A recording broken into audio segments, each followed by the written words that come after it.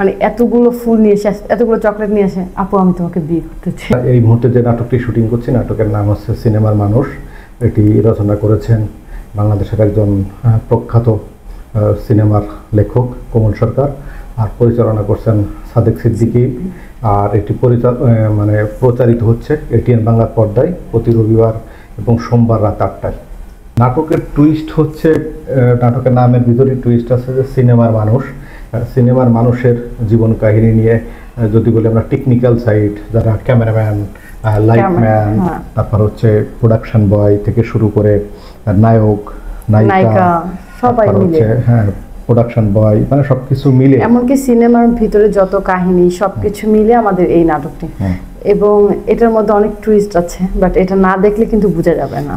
বিষয়টা হচ্ছে মানে কিছু স্বপ্নবান মানুষ বাংলাদেশে অনেক সময় চিন্তা করে যে এফডিসিতে যাব, হিরো হব, হিরোইন হব, অভিনেতা অভিনেত্রী হব, বিভিন্ন দালালের খপ্পরে পড়ে অনেক প্রোডাকশন ম্যানেজার নায়ক নায়িকা বানায় দেওয়ার চেষ্টা করে। অনেকে একটা প্রবাদ আছে, যেমন এফডিসিতে অনেক প্রডিউসার মানে বস্তা ভরে টাকা নিয়ে এসে খালি হাতে ফেরত গেছে, আবার অনেক প্রডিউসার মানে খালি গাড়ি নিয়ে এসে বা পায়ে হেঁটে এফডিসিতে এসে বস্তা ভরে টাকা নিয়ে গেছে ট্র্যাকে। এই যে মানে সব কিছু মিলে এফডিসির বা সিনেমার উত্থান পতনের গল্পটাই আর কি। আমার এই মুহূর্তে যদি বলি একক নাটক যেগুলো সিঙ্গেল নাটক সব মিলায় প্রায় 5 শতাধিক, আর ধারাবাহিক করেছি 60 প্লাস। আর ওই ভাইয়া তো অনেক সিনিয়র, আমাদের অনেক সিনিয়র আর্টিস্ট, অনেক নাটক করেছে পর্যন্ত। এমনকি তাণ্ডব মুভি তো ভাইয়াকে দেখানো হয়েছে। আমি কখনো ভাইয়াকে জানি না ভাইয়া তাণ্ডব মুভি করেছে। আমি যখন হলে গিয়েছি দেখতে, তখন দেখি এটা তো তুর্কি ভাইয়া। তখন পর্যন্ত প্রায় 20টি নাটক করেছি, 20টির মতো নাটক করেছি। মিডিয়া জগৎটা আগে থেকেই পছন্দ ছিল, যেহেতু আমি ছোটবেলা থেকেই ফ্যাশনের পিছনে একটু ঝুঁকঝাক ছিল, তো এটার জন্যই আস্তে আস্তে তারপর এই তো চলে আসা।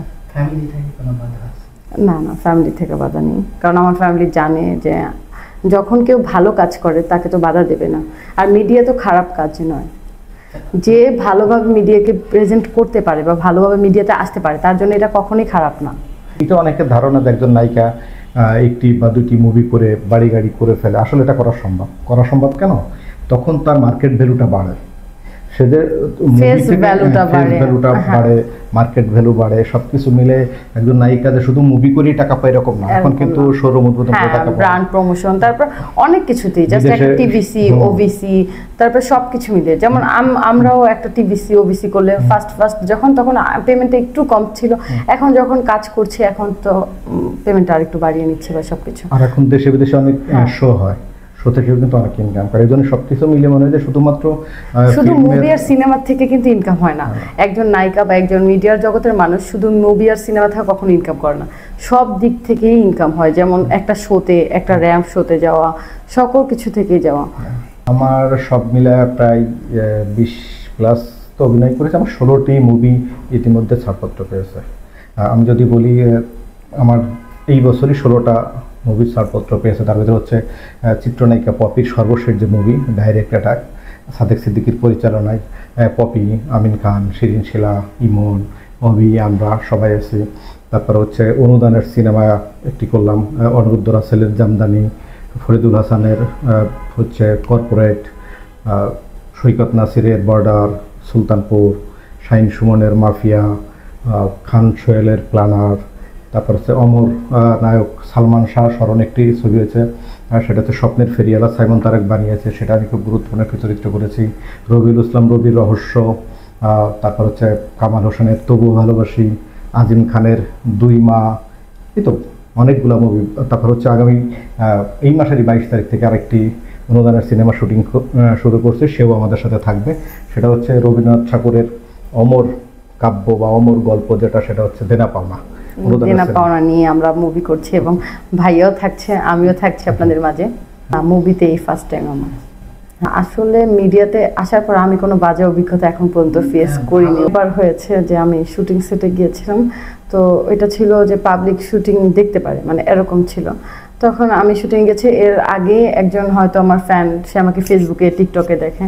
তো যখন আমি গিয়েছি, যাওয়ার পরে আর কি সে আর কি আমি যখন শুটিং করছি, তো ওইখানে জাস্ট আমার উপরে একটু ফুল মারা হচ্ছে বা একটা বউয়ের ক্যারেক্টার এরকম করে হচ্ছে, সে অনেকগুলো গোলাপ ফুল নিয়ে এসে জাস্ট আমাকে আর কি মারছি, মানে গোলাপ ফুলগুলো মারছি। তখন তো আমি একটু হতবাক হয়ে গেলাম যে কি হচ্ছে। তারপরে আর কি যখন শুটিং শেষ হলো, এখন সে আর কি মানে এতগুলো ফুল নিয়ে এসে, এতগুলো চকলেট নিয়ে এসে, আপু আমি তোমাকে বিয়ে করতে চাই। আচ্ছা, শুটিং একটা মজার কথা বলি। এটা হচ্ছে 2016 সালে। তখনকার চিত্রনায়িকা আমাদের তানিয়া ঋতু ছিল। তখন হচ্ছে তার একটা হিট মুভি আশিক চৌধুরীর সাথে বের হলো। এই মুভির নায়িকা হচ্ছে আমাদের তানিয়া ঋতু। তানিয়া ঋতু আমরা জি বাংলার, ইন্ডিয়ান জি বাংলাতে কাজ করতে গেছিলাম। আশিক চৌধুরী, তারপর হচ্ছে আমাদের শিশির থেকে শুরু করে মানসিক প্রবৃত্তি, এখন যে মা ক্যারেক্টার করে রেশমি, আমরা সবাই মিলে। তা শুক্রবার দিন কক্সবাজার শুটিংটা চিন্তা করলাম শহর এলাকায় শুটিং করলে খুব ঝামেলা হবে, আমরা একটু শহর থেকে দূরে একটি নদী আছে, যেটি ওই নদীর পরে শুটিং করতেছি, মসজিদ ধরে 1 কিলোমিটার দূরে মসজিদ। তা যখন শুটিং শুরু হয়েছে তখন ওই মসজিদের বাচ্চারা তো বেশি গ্রাম অঞ্চলে বেশি নামাজ পড়ে যায়। একসময় যখন আমাদের শুটিং, আমরা জানি না যে পাশে মসজিদ, আমরা শুটিং করতেছি, পরে সবাই চলে আসছে, আমাদের একজন লোক নাই, পরে ইমাম সাহেব চলে আসছে, সেও সবাইকে ডাকতে এসে আমাদের রিকোয়েস্ট করছে যে ভাই আপনাদের মুভি দেখার জন্য আমাদের সমস্ত মুসল্লিরা চলে আসছে, শুটিংটা অফ রাখেন। তখন খুব খারাপই লাগছে যে শুক্রবারের দিন না জেনে শুটিং করলাম। এই তো এরকম অনেক অভিজ্ঞতা, বিশেষ করে মফস্বল শহরে শুটিং করতে গেলে অনেক অভিজ্ঞতা হয়। দর্শকদের উদ্দেশ্যে দুইজন একই কথা বলবো, বাংলা নাটক দেখবেন, বাংলা সিনেমা দেখবেন এবং বাংলা ভাষাভাষীর সাথে থাকবেন, বাংলা সংস্কৃতির সাথে থাকবেন, হলে গিয়ে অবশ্যই আমাদের মুভি দেখবেন।